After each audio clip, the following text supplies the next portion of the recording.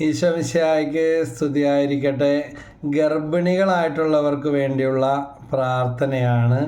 ഛർദിയോ അമിതമായ ക്ഷീണമോ തലചുറ്റലോ അങ്ങനെയുള്ള കിടപ്പ്, ചിലർക്ക് ഗർഭധാരണം മുതൽ ചിലപ്പോൾ പ്രസവ സമയം വരെ ഇതിൻ്റേതായ അരിഷ്ടതകളും ബുദ്ധിമുട്ടുകളും അനുഭവിക്കുന്നവരുണ്ട്. അപ്പോൾ ഇങ്ങനെയുള്ള വചനങ്ങൾ പറഞ്ഞു കൊടുത്തും പ്രാർത്ഥിച്ചും ഒത്തിരി മാറ്റം കണ്ട സംഭവങ്ങൾ ഉണ്ടായിട്ടുണ്ട്.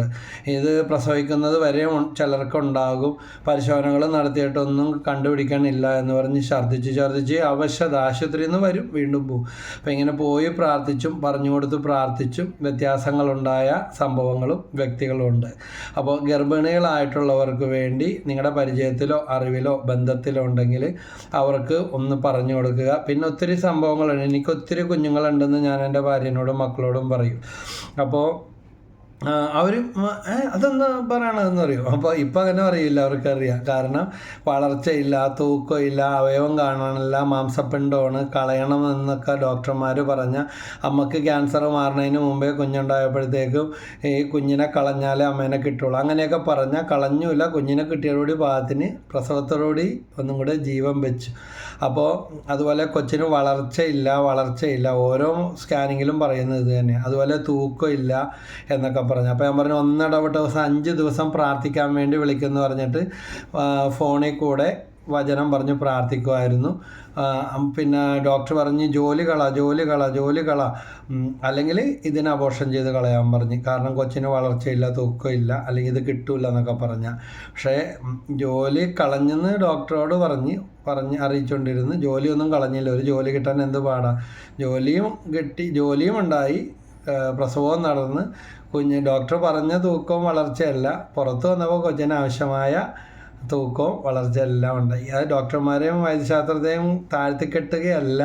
ഇതുപോലെയുള്ള പല സംഭവങ്ങളുണ്ട്. ഉൽപ്പത്തി 18:14 പറയുന്നുണ്ട്, കർത്താവിന് കഴിയാത്തതായിട്ട് എന്തെങ്കിലും ഉണ്ടോ? കൊച്ചുങ്ങളുണ്ടായാൽ കുഴപ്പമുണ്ടാകും, കൊച്ചുങ്ങളുണ്ടാകില്ല എന്ന് പറഞ്ഞ ഒരു കേസ്. ആ കൊച്ചുണ്ടായി, ആ കൊച്ചിപ്പം മിടുക്കനായി ഹൈസ്കൂളിൽ പഠിച്ചുകൊണ്ടിരിക്കുകയാണ്. കൊച്ചുണ്ടായി, കൊച്ചിനൊരു കുഴപ്പമില്ല.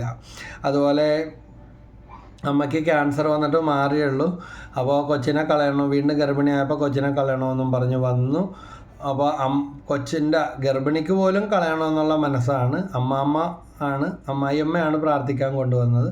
പ്രാർത്ഥിച്ചു, കൊച്ചിന്ന് ജീവനോടെ ഇരിക്കുന്നു, തൊട്ടുപോരുതെന്ന് പറഞ്ഞു. അപ്പോൾ വചനം കേട്ട് പ്രാർത്ഥിക്കുക, വചനം പറഞ്ഞു പ്രാർത്ഥിക്കുക. ഇതൊരു രോഗമല്ല. വീടുകളിൽ പറയും, സാധാരണ പറയും സുഖമില്ല, അവൾ സുഖമില്ലാതെ. ഇതൊരു അസുഖമല്ല. എന്നെയും നിങ്ങളെയും പോലെ ഒരു മനുഷ്യനെ ഈ ലോകത്തിലേക്ക് സൃഷ്ടിക്കാനുള്ള ദൈവിക പദ്ധതികളുടെ പങ്കുചേരലാണ്. അപ്പോൾ ഇതിൽ നമ്മുടെ സമർപ്പണവും ആവശ്യമാണ്. ദൈവത്തിൻ്റെ കൃപയാണ് ഏറ്റവും അത്യാവശ്യം. നമുക്കറിയാം, ഒരു ഓപ്പറേഷൻ ചെയ്യണമെങ്കിൽ എന്തെല്ലാം ഒരുക്കാൻ. രോഗി ഒരുങ്ങുന്നു, ഓപ്പറേഷൻ തിയേറ്റർ ഒരുങ്ങുന്നു, സ്റ്റെറൈൽ ചെയ്യുന്നു, ഡോക്ടർ ഒരുങ്ങുന്നു, നേഴ്സുമാരൊരുങ്ങുന്നു, പ്രാർത്ഥിക്കുന്നു, എല്ലാവരും പ്രാർത്ഥിക്കുന്നു, ഡോക്ടേഴ്സും സ്റ്റാഫുകളെല്ലാം പ്രാർത്ഥിക്കുന്നു, എല്ലാം ചെയ്തിടണം. അപ്പോൾ എന്നെയും നിങ്ങളെയും പോലെ ഒരാളെ ഈ ലോകത്തിലേക്ക് കൊണ്ടുവരുമ്പോൾ, ദൈവം നമ്മളെ ഏൽപ്പിക്കുമ്പോൾ, ആ ഗർഭിണിയുടെ അവസ്ഥയെന്ന് പറഞ്ഞാൽ ആ കുഞ്ഞിൻ്റെ മാതാപിതാക്കളും ബന്ധുമിത്രാദികളും ഒത്തിരി പ്രാർത്ഥന വേണം. പുറത്ത് വന്നിട്ട് ക്രമക്കേടും പ്രശ്നവും രോഗവും കാണുമ്പോഴല്ല പ്രാർത്ഥിക്കേണ്ടത്. ഗർഭാവസ്ഥയിൽ തന്നെ പ്രാർത്ഥിച്ച് പരിശുദ്ധാത്മാവ് കൊണ്ട് അറിയുക. ഇതുപോലൊരു വിശുദ്ധൻ്റെ ചരിത്രം എനിക്ക് ഓർമ്മ വരികയാണ്. വിശുദ്ധ അന്തോനീസ് 12ാമത്തെ വയസ്സിൽ പിശാചിനെ ബഹിഷ്കരിച്ച വിശുദ്ധനാണ്.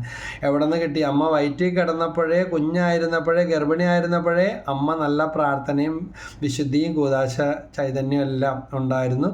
ആ ചൈതന്യം കുഞ്ഞിലേക്ക് കിട്ടി. വെറും 12ാമത്തെ വയസ്സിൽ പിശാചിനെ ബഹിഷ്കരിച്ച വിശുദ്ധനാണ്. അതുകൊണ്ട് ഗർഭിണി ഒത്തിരി പ്രാർത്ഥിക്കണം. ജപം, ധ്യാനം, സ്തോത്രം, പൂജ, ഉരുവിട്ട് പ്രാർത്ഥിക്കുക. ഏതെങ്കിലും സുഹൃദേവങ്ങൾ, അതുപോലെ നല്ല കാര്യങ്ങൾ ഓർമ്മയിൽ വയ്ക്കുകയും ധ്യാനിക്കുകയൊക്കെ ചെയ്യുക.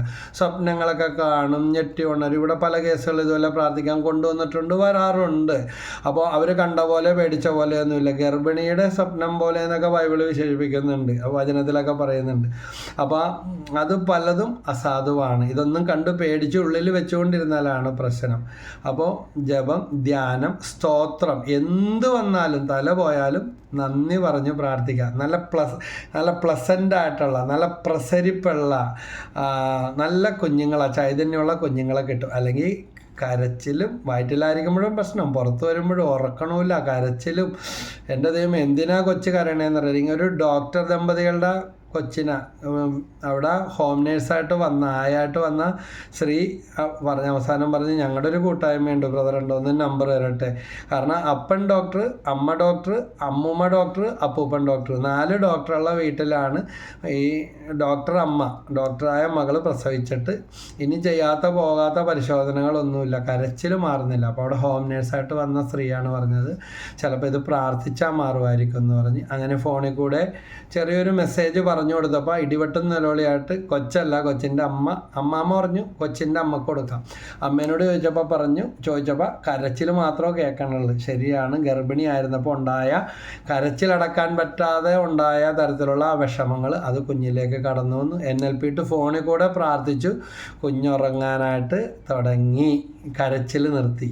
അപ്പോൾ ഗർഭിണിയായിരിക്കുന്ന അവസ്ഥയിൽ നന്നായിട്ട് എല്ലാ കാര്യത്തിലും പോസിറ്റീവ് ആയിരിക്കുക, അനാവശ്യ കാര്യങ്ങളിൽ തലയിടാതിരിക്കുക, വെറുപ്പും വൈരാഗ്യവും വെച്ചുകൊണ്ടിരിക്കാതിരിക്കുക. കാരണം ഒരു വലിയ രാസപ്രവർത്തനം, ഒരു സൃഷ്ടികർമ്മത്തിലാണ് ദൈവം നിങ്ങൾ ഉപയോഗിച്ചുകൊണ്ടിരിക്കുന്നത്. ആ സമയത്ത് സൃഷ്ടാവിൻ്റെ കൂടെ നിൽക്കേണ്ട നിങ്ങൾ ആവശ്യമില്ലാത്ത പണികളിൽ പോയാൽ വല്ലവരോടും വെറുപ്പോ പണി കൊടുക്കാനോ പ്രതികാരമോ ഒക്കെ ഉള്ളിൽ വെച്ചുകൊണ്ടിരുന്നാൽ അതുപോലെ തന്നെ പ്രശ്നങ്ങളുള്ള പ്രതികാരങ്ങളുള്ള ഉൽപ്പത്തി പുസ്തകം 4-ാം അധ്യായത്തിൽ പറയുന്നുണ്ട്, കായേൻ്റെ പ്രതികാരം 7 ഇരട്ടിയെങ്കിൽ ലാമേക്കിൻ്റേത് 77 ഇരട്ടി. കായൻ അപ്പനാണ്. കായൻ സ്വന്തം സഹോദരൻ ആബേലിനെ അസൂയ മൂത്ത് കൊന്നു. അപ്പോൾ അയാൾക്കുണ്ടായ മകൻ ലാമേക്ക് എന്താ ചെയ്ത, സില്ലായെ കേൾക്കുക, എന്നെ അടിച്ച ഒരുവനെയും എന്നെ വഴക്ക് പറഞ്ഞ വേറൊരുവനെയും ഞാൻ കൊന്നു കളഞ്ഞു. എന്നിട്ട് വചനത്തിൽ പറയുകയാണ്, കായേൻ്റെ പ്രതികാരം 7 ഇരട്ടിയെങ്കിൽ ലാമേക്കിൻ്റെത് 77 ഇരട്ടി. അതുകൊണ്ട് 10 ഗുണം 10 ഗുണം. മക്കളിലേക്ക് നല്ല കാര്യങ്ങൾ വരണം, നല്ല ചൈതന്യമുള്ള, നല്ല കഴിവുകളുള്ള, നന്മകളുള്ള, ഉൾവലിവില്ലാത്ത കുഞ്ഞുങ്ങളെ, ദൈവകൃപയുള്ള കുഞ്ഞുങ്ങളെ കിട്ടണമെങ്കിൽ ഈ സമയത്തെങ്കിലും ഇനി നന്നായിട്ട് നിങ്ങൾ പ്രാർത്ഥിക്കുക. ജഡത്തിൽ നിന്നുണ്ടാകുന്ന ജഡവും ആത്മാവിൽ നിന്നുണ്ടാകുന്ന ആത്മാവും മനസ്സിൽ നിന്നുണ്ടാകുന്നത് മനസ്സുമാണ്. അതുകൊണ്ട് മനസ്സ് നന്നാക്കി പ്രാർത്ഥനയോടെ പോവുക. പ്രാർത്ഥിക്കാനുള്ള വചനങ്ങൾ സങ്കീർത്തനം 122:7, നിൻ്റെ മതിലുകൾക്കുള്ളിൽ സമാധാനവും നിൻ്റെ ഗോപുരങ്ങൾക്കുള്ളിൽ സുരക്ഷിതത്വവും ഉണ്ടായിരിക്കട്ടെ. ഈ വചനമൊക്കെ ഒന്ന് അങ്ങനെയുള്ളവരെ കേൾപ്പിക്കുക, അതോടൊപ്പം പറഞ്ഞു പ്രാർത്ഥിക്കുക. നിൻ്റെ മതിലുകൾക്കുള്ളിൽ സമാധാനവും നിൻ്റെ ഗോപുരങ്ങൾക്കുള്ളിൽ സുരക്ഷിതത്വവും ഉണ്ടായിരിക്കട്ടെ. സങ്കീർത്തനം 122:7. അടുത്ത വചനം സഖറിയ 9:8, ആരും കയറി ഇറങ്ങി നടക്കാതിരിക്കാൻ ഞാൻ എൻ്റെ ഭവനത്തിനു ചുറ്റും പാളയമടിച്ച് കാവൽ നിൽക്കും, ഒരു മർദ്ദകനും ഇനി അവരെ കീഴടക്കുകയില്ല, എൻ്റെ കണ്ണ് അവരുടെ മേൽ ഉണ്ട്. പിന്നെ വേറെ എന്ത് കുഴപ്പമുണ്ടായാലും പ്രശ്നമുണ്ടോ?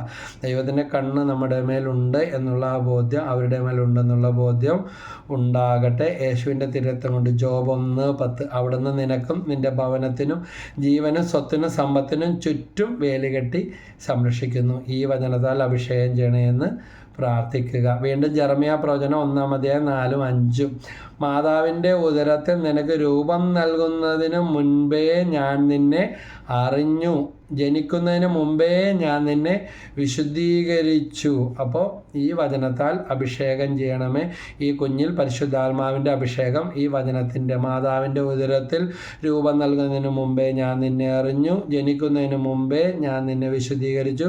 ഈ വചനത്താൽ കുഞ്ഞിനെ അഭിഷേകം ചെയ്യണേ, കുഞ്ഞ് നിറയപ്പെടട്ടെ എന്ന് പ്രാർത്ഥിക്കുക. Hallelujah, hallelujah. ഛർദിയും ക്ഷീണവും ആലസ്യവും ഭക്ഷണത്തോടുള്ള വെറുപ്പും ഉണ്ടാക്കുന്ന തിന്മകൾ യേശുനാമത്തിൽ വിട്ടുപോകട്ടെ. യേശുവിൻ്റെ തിരക്തം കൊണ്ട് ശിരസ്സ് മുതൽ പാദം വരെയും എന്നെ പൂർണ്ണമായി ആന്തരിക അവയവങ്ങളെയും ആന്തരിക ശിശുവിനെയും കുഞ്ഞിനെയും കഴുകണമേ. യേശുവേ നന്ദി. ഈ ഭവനത്തിൽ നിന്നും കോമ്പൗണ്ടിൽ നിന്നും യേശുനാമത്തിൽ എല്ലാ ക്ഷീണവും ആലസ്യവും അസ്വസ്ഥ ഉണ്ടാക്കുന്ന ഭക്ഷണവിരക്തി, മടുപ്പുണ്ടാക്കുന്ന തിന്മകൾ, ഛർദിയുടെ ബന്ധനങ്ങൾ യേശുനാമത്തിൽ വിട്ടുപോകട്ടെ. Hallelujah, hallelujah. ദുഷ്ടാരൂപികൾ യേശുനാമത്തിൽ നിർവീര്യമായി പോട്ടെ. പരിശുദ്ധാത്മാവെ, അമ്മയിലും അമ്മയിലും കുഞ്ഞിലും വന്ന് നിറയണമേ എന്ന് പ്രാർത്ഥിക്കുക. വീണ്ടും ലൂക്കാസ് സുവിശേഷം 1-ാം അധ്യായം 39 മുതൽ 45 വരെയുള്ള ആ പുതിയ നിയമത്തിലെ വചനങ്ങളും പ്രാർത്ഥിക്കുന്നത് നല്ലതായിരിക്കും. വായിച്ച് കേൾപ്പിക്കുകയോ വയറ്റിൽ കൈകൾ വെച്ചുകൊണ്ട് കുഞ്ഞിനോട് കേൾക്കാനായിട്ട് പറയണം, വെച്ച് പ്രാർത്ഥിക്കുക. ആ ദിവസങ്ങളിൽ ലൂക്ക 1:39 മുതൽ 45 വരെ, ആ ദിവസങ്ങളിൽ മറിയം യൂദയായിലെ മലമ്പ്രദേശത്തുള്ള ഒരു പട്ടണത്തിലേക്ക് തിടുക്കത്തിൽ യാത്ര പുറപ്പെട്ടു. അവൾ സഖറിയായുടെ വീട്ടിൽ പ്രവേശിച്ച് എലിസബത്തിനെ അഭിവാദനം ചെയ്തു. മറിയത്തിൻ്റെ അഭിവാദനം കേട്ടപ്പോൾ എലിസബത്തിൻ്റെ ഉദരത്തിൽ ശിശു കുതിച്ചു ചാടി. എലിസബത്ത് പരിശുദ്ധാത്മാവ് നിറഞ്ഞവളായി. അവൾ ഉദ്ഘോഷിച്ചു, നീ സ്ത്രീകളിൽ അനുഗ്രഹീതയാണ്, നിന്റെ ഉദരഫലം അനുഗ്രഹീതം. എൻ്റെ കർത്താവിൻ്റെ അമ്മ എൻ്റെ അടുത്ത് വരാനുള്ള ഭാഗ്യം എനിക്ക് എവിടെ നിന്ന്? ഇതാ നിന്റെ അഭിവാദന സ്വരം എൻ്റെ ചെവികളിൽ പതിച്ചപ്പോൾ ശിശു എൻ്റെ ഉദരത്തിൽ സന്തോഷത്താൽ കുതിച്ചു ചാടി. ഈ വചനം എന്ന് പറഞ്ഞ് പ്രാർത്ഥിച്ചാൽ കുഞ്ഞിൽ പരിശുദ്ധാത്മാവ് നിറയും, അമ്മയിൽ നിറയും, പല വിചാരങ്ങളും മാറിപ്പോവും. അനക്കോയിലെന്ന് പറഞ്ഞാൽ കുഞ്ഞ് അനങ്ങിയ സംഭവം ഉണ്ടായിട്ടുണ്ട്, കളയണമെന്ന് പറഞ്ഞ കുഞ്ഞിനെ കളയാതെ രക്ഷപ്പെട്ട സംഭവങ്ങൾ ഉണ്ടായിട്ടുണ്ട്. മാംസപിണ്ഡമെന്ന് പറഞ്ഞ കുഞ്ഞിന് അവയവങ്ങൾ കാണിച്ചു തന്ന സംഭവം ഉണ്ടായിട്ടുണ്ട്. തൂക്കം ഇല്ലെന്ന് പറഞ്ഞ കുഞ്ഞിന് തൂക്കവും വളർച്ചയും കിട്ടിയ സംഭവം ഉണ്ടായിട്ടുണ്ട്. ഇതുപോലെ ഒത്തിരി സാക്ഷ്യങ്ങൾ കഴിഞ്ഞ 35 വർഷത്തെ ശുശ്രൂഷാ ജീവിതത്തിൽ എൻ്റെ അപ്പനോട് കൂടെ 15 വർഷം ചേർന്ന് നിന്ന് ശുശ്രൂഷ ചെയ്തതും അപ്പച്ചൻ പറഞ്ഞു തന്ന അനുഭവങ്ങളും അറിയാം. എനിക്ക് നേരിട്ടറിയാവുന്ന ഇപ്പോൾ ജീവിച്ചിരിക്കുന്ന ആ മക്കളൊക്കെ നല്ല മിടുക്കന്മാരും മിടുക്കികളുമായി പഠിച്ചും നല്ല ജോലിക്കാരായി ഇന്ന് കുടുംബം നോക്കുന്നവരൊക്കെ ഉണ്ട്. അതുകൊണ്ട് നമ്മുടെ ആരുടെയും കഴിവോ മിടുക്കോ ഒന്നുമല്ല. ഒരു സൃഷ്ടാവായ ദൈവം ഒരു കുഞ്ഞിനെ ഈ ലോകത്തിലേക്ക് പറഞ്ഞേക്കുമ്പോൾ അതിന് വേണ്ട വഴികളും വളർത്താൻ വേണ്ട അനുഗ്രഹങ്ങളും നമുക്ക് വേണ്ട ശക്തിയെല്ലാം ദൈവത്തിൽ ആശ്രയിച്ചാൽ ദൈവം തന്നിരിക്കും. കാരണം നമ്മളെക്കാൾ നന്നായിട്ട് ദൈവത്തിന് എല്ലാം അറിയാം. എഫേസോസ് 1:4 തൻ്റെ മുമ്പാകെ സ്നേഹത്തിൽ പരിശുദ്ധരും നിഷ്കളങ്കരുമായിരിക്കാൻ ലോകസ്ഥാപനത്തിന് മുമ്പ് തന്നെ അവിടുന്ന് യേശുക്രിസ്തുവിൽ നിങ്ങളെ തിരഞ്ഞെടുത്തു. അതുകൊണ്ട് ഒരു കുഞ്ഞിനെ, ഒരു ജീവനെ, ഒരു ഭ്രൂണത്തെ ദൈവത്തിൻ്റെ ആത്മാവാണ് തിരഞ്ഞെടുക്കുന്നതും വളർത്തുന്നതും നയിക്കുന്നതും. അയ്യോ എന്തു ചെയ്യും, എങ്ങനെ വളർത്തും, മറ്റേ കൊച്ചിനെ എങ്ങനെ വളർത്തും, മറ്റേ കൊച്ചിനെ തന്ന ദൈവം ഈ കൊച്ചിനെ തരും, അതിനെ വളർത്തിയ പോലെ ഈ കുഞ്ഞിനെ എനിക്ക് നേരിട്ട് അറിയാവുന്ന സംഭവമുണ്ട്. പ്രസവിക്കുന്ന അന്ന് ഗവൺമെൻറ് ജോലി കിട്ടി. കുഞ്ഞ് ഉണ്ടായതിന് ശേഷം പിന്നെ ബിസിനസ്സൊക്കെ പുരോഗതിയായി. ഇന്ന് കുഞ്ഞു വേണ്ട, അല്ലെങ്കിൽ ഉണ്ടായതിനെ കളയണം, എല്ലാം സേഫായിട്ട് ചെയ്യാമെന്ന് പറഞ്ഞാൽ പെർഫെക്ഷനിലിസ്റ്റ്, അതൊരു രോഗം പോലെയാണ്. അവസാനം ഒന്നും ഉണ്ടാകാത്ത അവസ്ഥകൾ. ആദ്യം വേണ്ടെന്ന് വെച്ചിട്ട് ഇപ്പോൾ കുഞ്ഞുങ്ങളുണ്ടാകാത്ത പലരെ അറിയാം. അതുകൊണ്ട് ഈ വചനങ്ങളൊക്കെ സങ്കീർത്തനം 122:7, സക്കറിയ 9:8, ലൂക്ക 1:39 മുതൽ 45 വരെ, ജെറമിയ 1:4-5, ജോബ് 1:10 ഈ വചനങ്ങളൊക്കെ പറഞ്ഞ് ഗർഭിണി പ്രാർത്ഥിക്കുക. കുരിശടയാളം വരച്ച് വയറുമേ കുരിശടയാളം വരച്ച് സംരക്ഷണത്തിന് വേണ്ടി പ്രാർത്ഥിക്കുക. അതുപോലെ ഒരു ജപമാല ധരിക്കുന്നത്, വെഞ്ചരിച്ച ജപമാലയൊക്കെ ധരിക്കുന്നത് വളരെ നല്ലതായിരിക്കും. ഭർത്താവ് കുഞ്ഞിൻ്റെ ഉദരത്തിൽ കൈവച്ച് സ്തുതിച്ച് പരിശുദ്ധാത്മാവ് നിറയാൻ പ്രാർത്ഥിക്കുക. എനിക്ക് 3 മക്കളുണ്ടായപ്പോഴും ആ 3 മക്കൾക്കും പ്രതികൂലമായ ഭയങ്കരമായ സഹനങ്ങളും വെല്ലുവിളികളും പ്രതിബന്ധങ്ങളിലൂടെ കടന്നുപോയ നാളുകളൊക്കെ ഉണ്ടായിട്ടുണ്ട്. 3ാമത്തെ കൊച്ചിനെ ആകുമ്പോൾ ഞങ്ങളിവിടെ കടന്നു വന്ന് സ്വസ്ഥമായിട്ട് ഇൻഡിപെൻഡൻ്റായിട്ട് താമസിച്ചു. പക്ഷെ ഓരോന്നിൻ്റെയും അതിൻ്റേതായ ബുദ്ധിമുട്ടുകളും പ്രയാസങ്ങളും സാമ്പത്തിക പ്രശ്നങ്ങൾ, ജോലി നഷ്ടങ്ങൾ, വെല്ലുവിളികളൊക്കെ ഉണ്ടായിട്ടുണ്ടെങ്കിലും ഇന്ന് മക്കൾക്ക് അവരെ ആയിരിക്കുന്ന അവസ്ഥയിൽ 2 പേരുടെ കല്യാണം കഴിഞ്ഞു, ഒരു കൊച്ചി ഡിഗ്രിക്ക് പഠിക്കുന്നു. എനിക്ക് പറയാനായിട്ട് പറ്റും. കഴിഞ്ഞ ദിവസം മോൻ പറഞ്ഞ കാര്യമാണ്. ഇപ്പം അവൻ്റെ ഭാര്യ 4 മാസം ഗർഭിണിയാണ്. പപ്പേ നമിക്കുന്നു, സമ്മതിച്ചിട്ടാ. അപ്പോൾ ഇപ്പം തന്നെ ആശുപത്രി പറയുന്നത് 60,000 രൂപ, 1,00,000 രൂപ പാക്കേജ് ഉണ്ട്, പാക്കേജ് എടുക്കുക പ്രസവത്തിന് എന്നൊക്കെ. അപ്പോൾ നിങ്ങളെയൊക്കെ സമ്മതിക്കണമല്ലോ, എങ്ങനെ ഞങ്ങളെയൊക്കെ ഇതുവരെയും എത്തിച്ച് എന്നും പറഞ്ഞിട്ട് ഇപ്പോഴാണ് അവർ ചിന്തിച്ചു തുടങ്ങുന്നത്. അതുകൊണ്ട് അവർ മിടുക്കന്മാരും മിടുക്കികളാകും. ആണായാലും പെണ്ണായാലും ദൈവം തന്നതാണെന്ന് വിചാരിച്ചാൽ അത് അനുഗ്രഹകരണമാകും. അല്ലാതെ പെണ്ണാണെന്നും പറഞ്ഞോ ആണായിപ്പോയെന്നും പറഞ്ഞോ ഒന്നും ഒന്നും നമ്മൾ അളവ് പോലും വെച്ചുകൊണ്ടിരിക്കേണ്ട.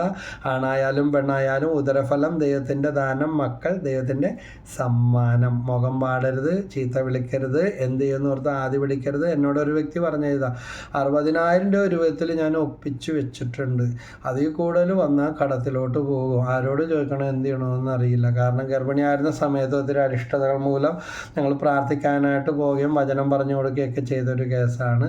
അത്ര ഒന്നും വേണ്ടി വന്നില്ല. ഓപ്പറേഷൻ തന്നെ ആയിരിക്കും എന്ന് ഡോക്ടർമാർ പറഞ്ഞ കേസ് അത്ഭുതകരമായിട്ട് സുഖപ്രസവം നടന്നു. Praise the Lord, hallelujah. യേശുവേ നന്ദി. ദൈവത്തിൽ ആശ്രയിക്കുന്നവരെ, പ്രാർത്ഥിക്കുന്നവരെ ദൈവം സഹായിക്കും.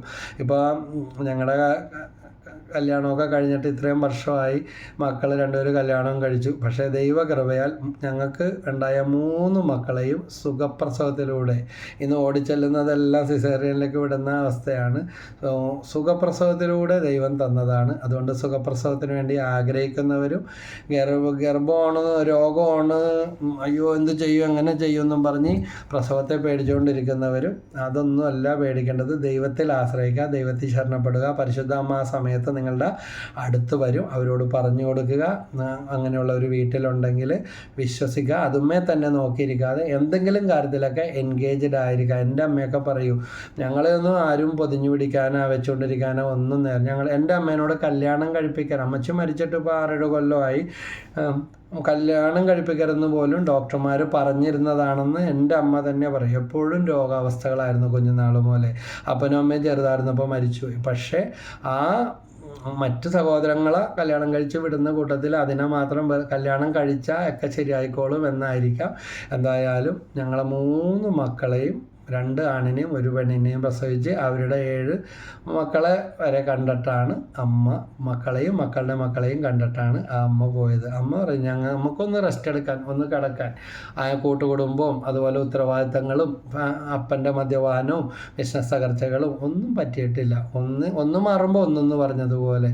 അപ്പോൾ ഇതിനെക്കുറിച്ചൊന്നും ചിന്തിക്കാൻ പോലും നേരം ഉണ്ടായിരുന്നില്ലെന്ന് പറയും. അപ്പോൾ ഞാനത് ഈ പ്രസവത്തെക്കുറിച്ചും ഗർഭാവസ്ഥകളെക്കുറിച്ചും പറഞ്ഞപ്പോൾ ഇങ്ങനത്തെ കാര്യങ്ങൾ ഇപ്പോൾ ഇത് കേട്ടുകൊണ്ടിരിക്കുന്നവർ പ്രസവിച്ചിട്ടുള്ളവരും മക്കളോ മക്കളുടെ മക്കളോ ഒക്കെ ആയവരാണെങ്കിലും അവർക്കിത് ബ്രദർ പറയുമ്പോൾ, എന്നോട് ചിലരൊക്കെ പറയും, ബ്രദറെ അതൊക്കെ കേൾക്കുമ്പോൾ ഞങ്ങൾക്കും ഓരോന്നോ ഓർക്കാനും കണ്ണൊക്കെ നനഞ്ഞു പോകും, പണ്ടത്തെ കാര്യങ്ങളും അവസ്ഥകളും കടന്നു വന്നതൊക്കെ ചിന്തിക്കാനും. ദൈവത്തിന് ഓർത്ത് പരിഭവപ്പെടാനല്ല കേട്ടോ, ആരോടും വെറുപ്പല്ല, ദൈവത്തിന് നന്ദി പറയാനുള്ള ഒരവസരങ്ങളാണ്. അന്ന് കഷ്ടപ്പെട്ടിട്ടുണ്ടെങ്കിൽ, മുറിപ്പെടുത്തപ്പെട്ടിട്ടുണ്ടെങ്കിൽ അതെല്ലാം ദൈവത്തിന് സമർപ്പിച്ച് പ്രാർത്ഥിക്കുക. അല്ലെങ്കിൽ പിള്ളേരൊക്കെ പ്രതികാര ചിന്തയും വാശിയും, ഇന്ന് നമ്മളെ നോക്കാത്തവരും, ഗർഭിണിയായിരുന്ന അവസ്ഥയിൽ വയറ്റിൽ കിടക്കുമ്പോൾ ഉണ്ടായിട്ടുള്ളത് നെഗറ്റീവ് ആണെങ്കിൽ അത് പല മടങ്ങായിട്ട് അവരിലോട്ട് കടന്നു വരും. അപ്പോൾ അത് ആന്തരിക സൗഖ്യം കൊടുക്കണമെന്ന് പ്രാർത്ഥിക്കുക. അന്നൊക്കെ അങ്ങനെയൊക്കെ വന്നുപോയി, അവരുടെ സാഹചര്യവും നമ്മുടെ സാഹചര്യവും.